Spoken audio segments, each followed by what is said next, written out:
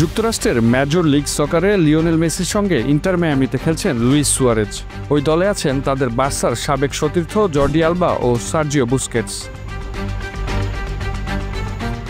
এর মধ্যে লস অ্যাঞ্জেলেসের বিপক্ষে গত 10 এপ্রিল কনকাকাফ চ্যাম্পিয়ন্স কাপে খেলতে নামে ইন্টার মায়ামি। ম্যাচে ছিলেন সাবেক বার্সা ত্রয়ী মেসি, সুয়ারেজ ও আলবা। ম্যাচটি ইন্টার 3-1 গোলে জিতেছে।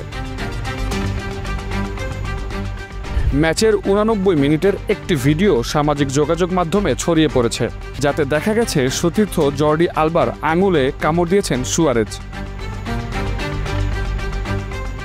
ভিডিওতে দেখা যায় জটলার মধ্যে সতীর্থ আলবার কাঁধে হাত দিয়ে জোরে চাপ দেন সুয়ারেজ। এতে ব্যথা পেয়ে আলবা তার হাত উঁচু করলে আঙুলে কামড় দেন সাবেক বার্সা ও উরুগুয়ের স্ট্রাইকার। এটি সুয়ারেজের ফুটবল ক্যারিয়ারে মাঠে চতুর্থবার কামড়ের ঘটনা। তিনি 2014 বিশ্বকাপে কামড়কাণ্ডে সবচেয়ে বেশি আলোচনায় এসেছিলেন।